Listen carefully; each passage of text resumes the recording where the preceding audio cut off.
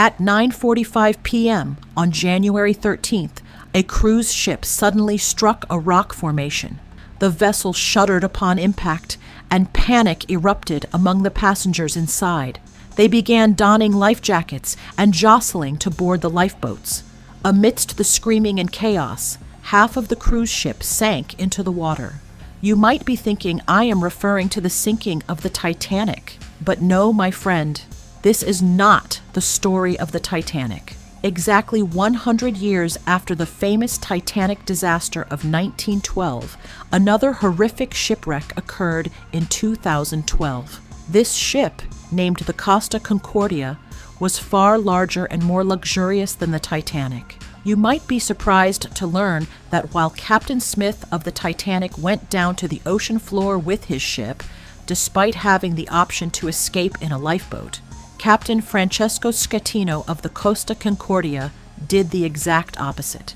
He abandoned the passengers to face death and fled in a lifeboat to save his own life first. While the Titanic struck an iceberg, the Costa Concordia hit a rock formation. But what caused such a massive ship to sink in this manner, despite the advanced technology available so many years later? In today's video, we will discuss this tragic incident. The Costa Concordia was built by the Italian shipbuilding company Fincantieri. Its construction took approximately 2 years. The Titanic was once the largest and most luxurious ship in existence, yet the Costa Concordia was significantly larger. To put this in perspective, if we compare their dimensions, the Titanic was 882 feet long and 92 feet wide. On the other hand, the Costa Concordia measured 951 feet in length and 116 feet in width, while the Titanic had a gross tonnage of 46,328 tons. The Costa Concordia weighed in at 112,000 gross tons. The Titanic ran on coal power, typical of ships from an earlier era, whereas the Costa Concordia was diesel-powered. Yet both shared the same top speed of 42.56 kilometers per hour. When comparing passenger capacity, the Titanic could accommodate a maximum of 3,547 passengers, while the Costa Concordia had a maximum capacity of 4,890.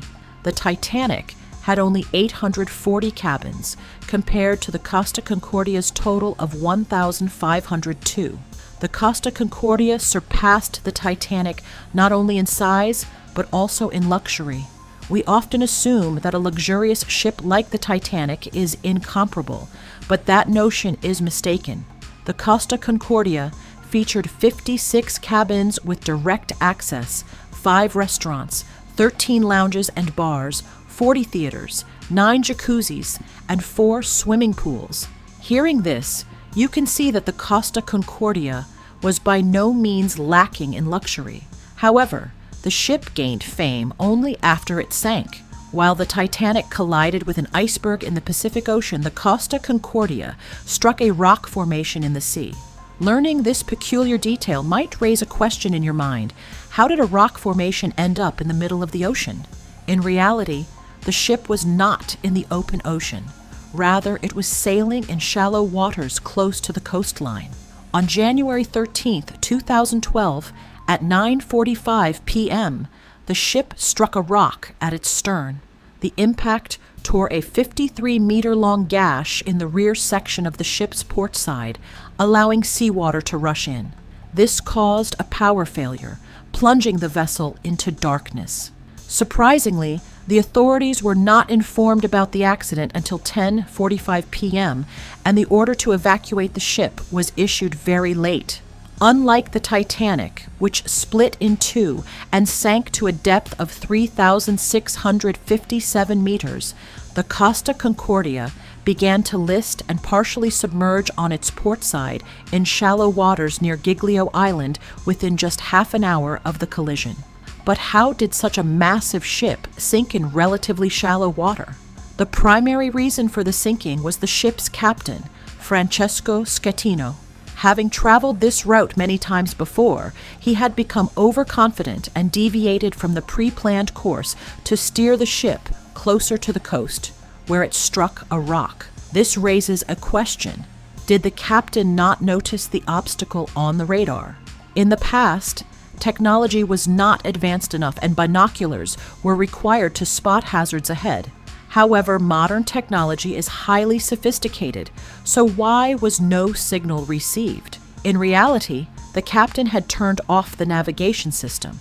He believed he had traveled the route so often that he could navigate visually.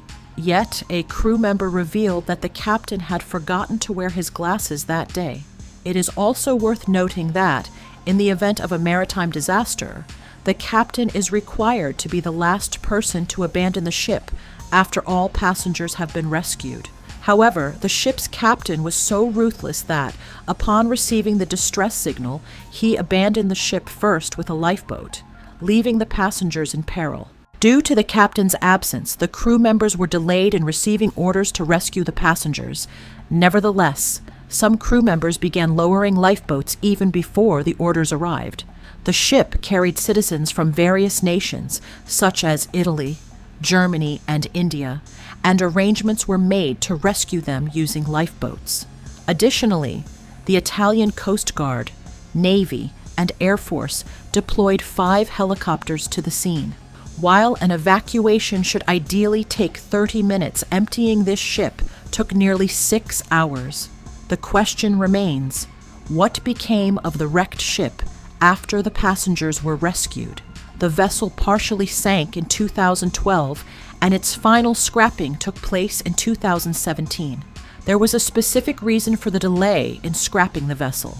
After it sank, it was removed from the sea in distinct stages, essentially being dismantled piece by piece. The first stage was defueling. To prevent environmental damage to the sea, floating air barriers were installed before the fuel was drained from the ship, a process that took approximately 2 months. The second stage involved righting, refloating, and removal. Subsequently, in 2013, the process of separating parts and reconstruction began. The ship was refloated, and sponsons were attached to its sides to ensure stability. Finally, in 2014, the ship was transported from the port of Giglio to Genoa. The fourth stage was scrapping. Upon arrival in Genoa, the scrapping process took nearly 3 years to complete, finally concluding in 2017. Approximately 1,000 tons of material were dismantled and removed from the ship, with 90% of the recovered material being recycled. This extensive process explains why the scrapping operation took so long. Surprisingly, the cost of the recovery operation far exceeded the ship's original value, an amount sufficient to build 5 Costa Concordia vessels. The company was also required to pay $1,400 in compensation to each passenger. In addition to the captain, 5 other individuals, 1 company employee, and 4 crew members were found guilty in connection with the accident. Among them were the first officer, who was steering the ship, and the third officer. While the company and crew members faced their own penalties, the captain was tried separately and sentenced to 16 years in prison, 10 years for manslaughter, 5 for causing the ship to sink, 1 for abandoning the vessel while passengers were in mortal danger, and 1 for lying to the authorities. When questioned during the investigation about why he fled, the captain claimed that while distributing life jackets, he was suddenly jostled and fell onto a lifeboat. However, this was a lie. Footage reveals the captain sneaking away without making any announcement. 43 passengers lost their lives in the disaster, trapped on the side of the ship that had tilted downwards. Had the captain raised the alarm earlier, it might have been possible to save them. Astonishingly, even when Coast Guard officers ordered him to return to the ship and organize a rescue, the captain offered false excuses, claiming it was too dark to see and that he had lost his way, and ignored repeated requests, choosing instead to flee to the shore to save his own life. Friends, please let me know your thoughts on this irresponsible captain in the comments. That's all for today. Signing off for now. See you in the next episode.